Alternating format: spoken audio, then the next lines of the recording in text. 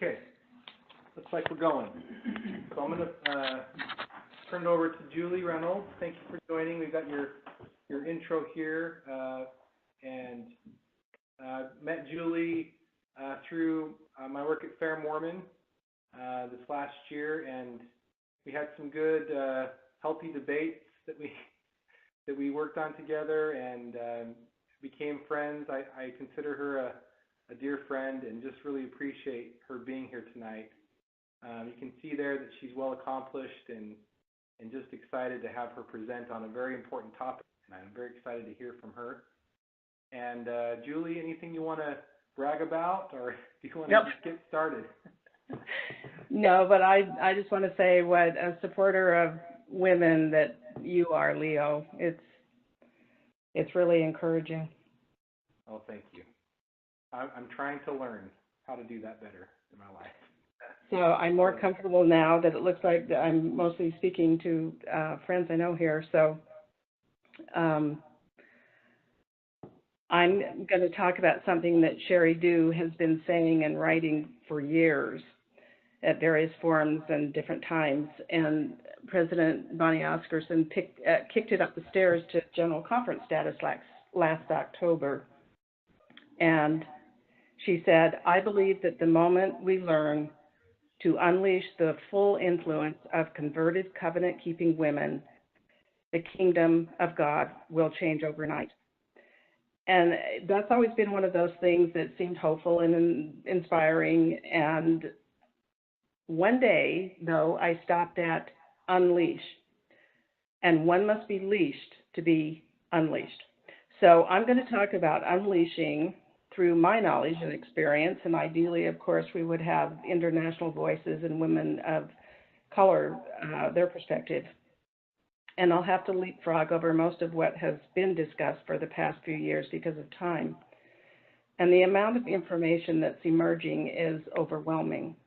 So I'll offer a few thoughts that highlight where we are and where we might need to be to encourage more inclusion and visibility of women in the church. And I think that the church is in a really strong position to do that.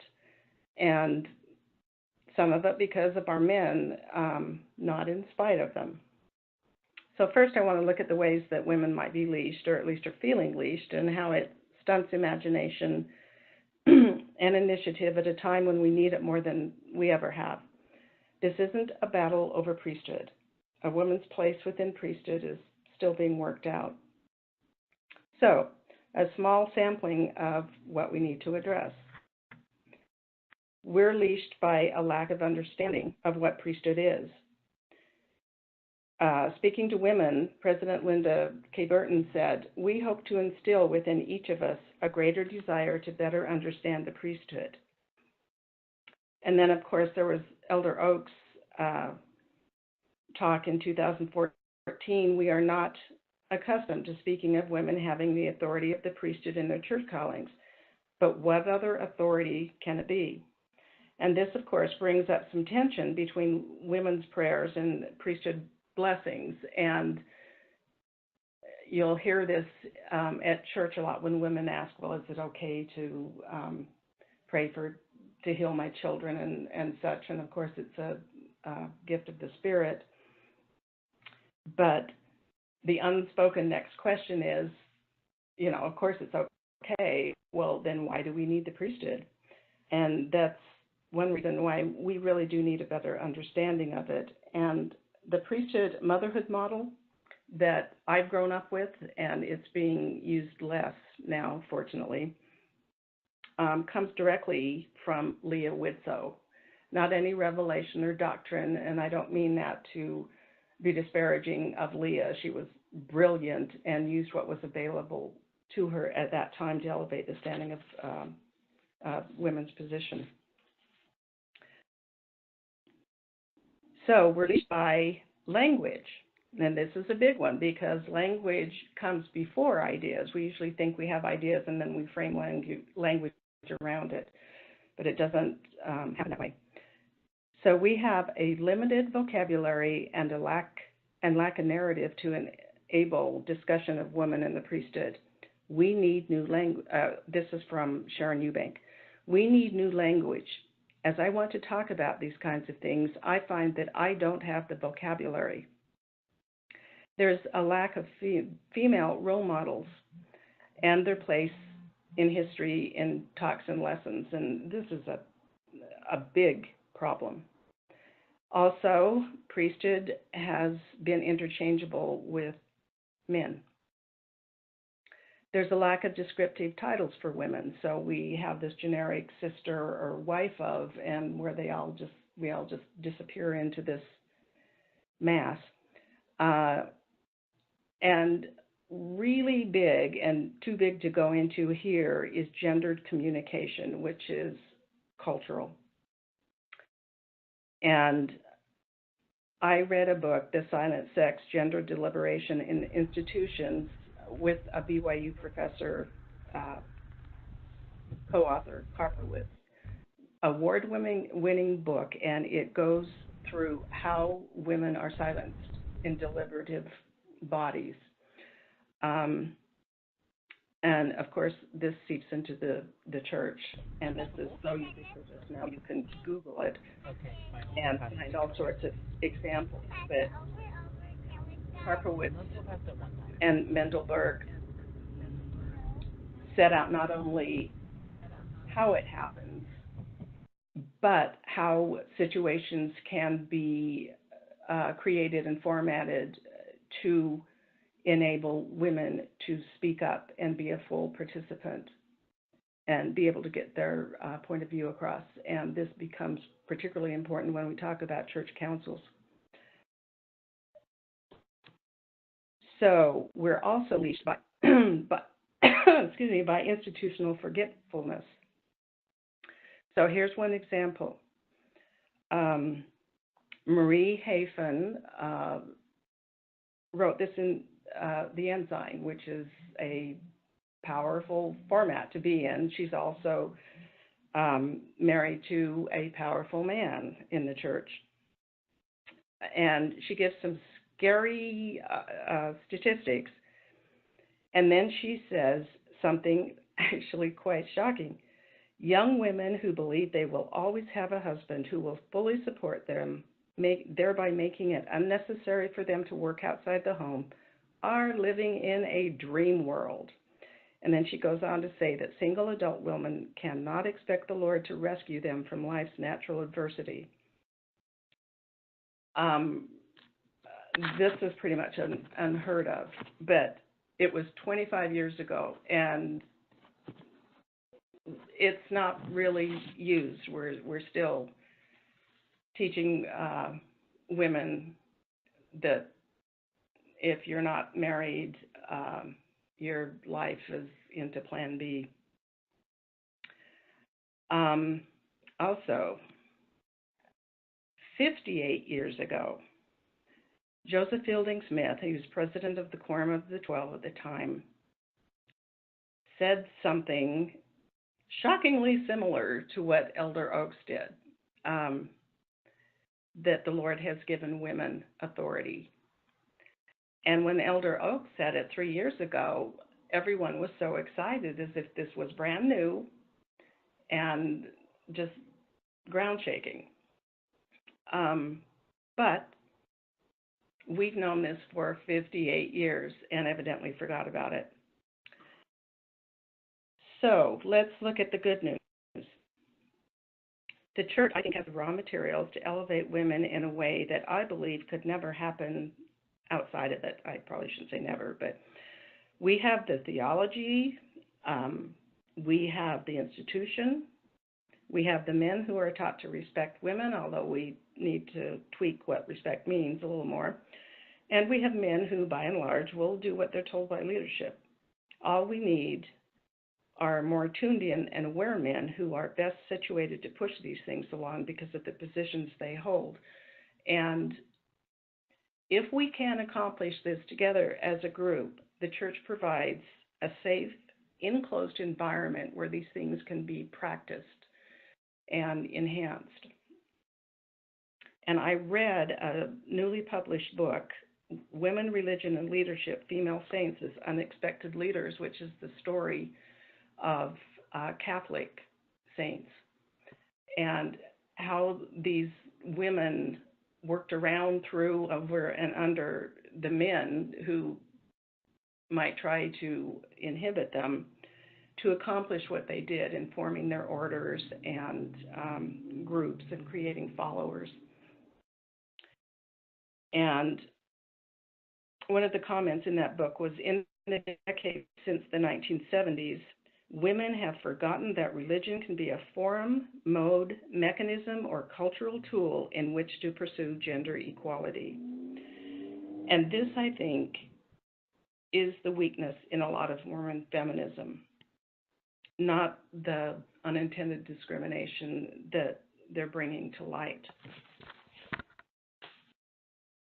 Now, the leadership of these Catholic saints can be compared to our own Mormons, especially our foremothers who developed their own social and religious organizations using the tools available to them at the time, to the point that they became independent political activists and feminists when they were fighting for the vote and against the interference with polygamy and Utah in general. And when I look at the insights that can be gathered from their collective histories, what I see are women working through societal and cultural constraints in religious organizations. So imagine what we could do as full practicing partners in the institutional church. And going back to how fast information is coming out, I had a quote from President Kimball, which turned out to be the basis of Sharon Eubanks' talk in General Conference on Saturday. And this was in 1979, so the language is 1979-ish, but he said that much of the major growth that is coming to the church in the last days will come because of the many good women of the world, because many of the good women of the world will be drawn to the church in large numbers. And he said that's going to happen to the degree that the women of the church reflect righteousness and articulateness in their lives. And he qualified, and that we're distinct and different, and he qualifies that in happy ways. And I like that word, articulateness. I didn't know it was a word. But again, I think this is what Mormon feminists are helping us to be. So if they bother you, use them as a source rather than as a solution. Then use our religion as that forum, mode, mechanism, or cultural tool to promote gender balance. So, well, that was the end of that. Okay, where we are now.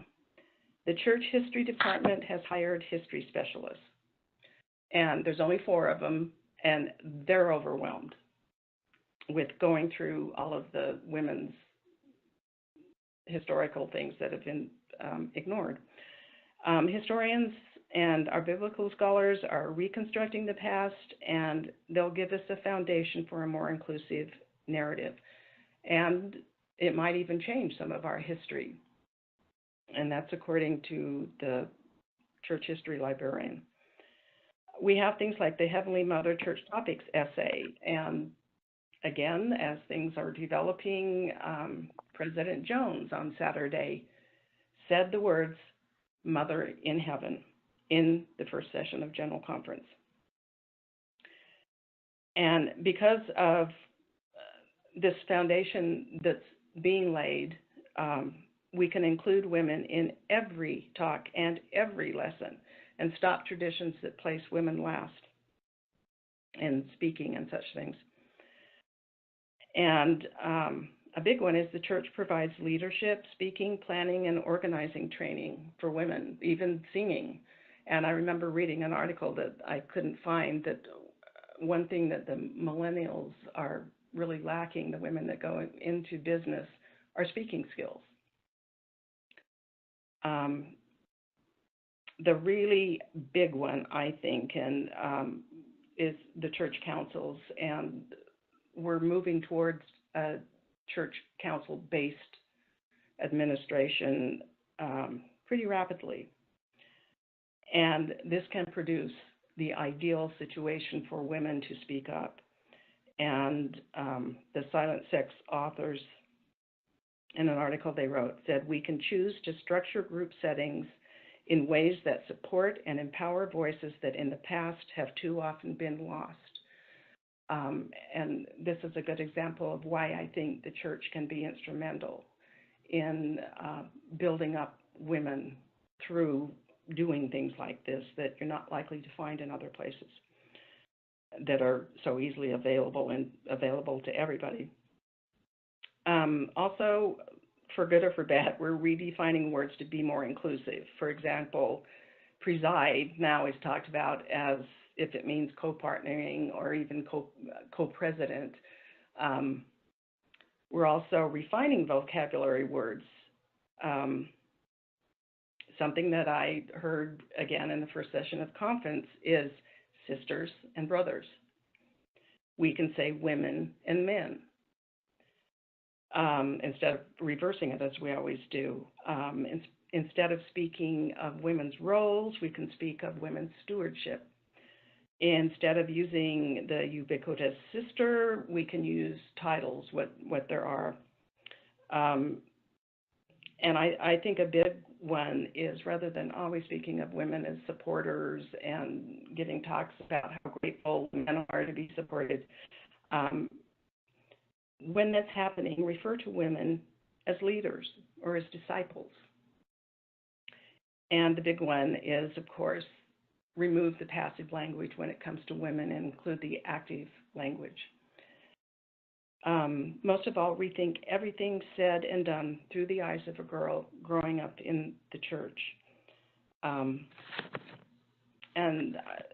that's hard to do and a little uncomfortable, but I think if the men can envision from a young child walking into a chapel and only looking at an array of women, only talking about Mother in Heaven,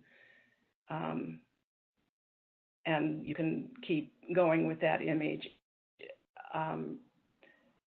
If you can set aside the uncomfortableness of that, I think it can really produce some real understanding and empathy, and will make everybody a better support in unleashing the girls and women so that we're trained and prepared to meet the world conditions, which are so different and demanding right now. And that's the end.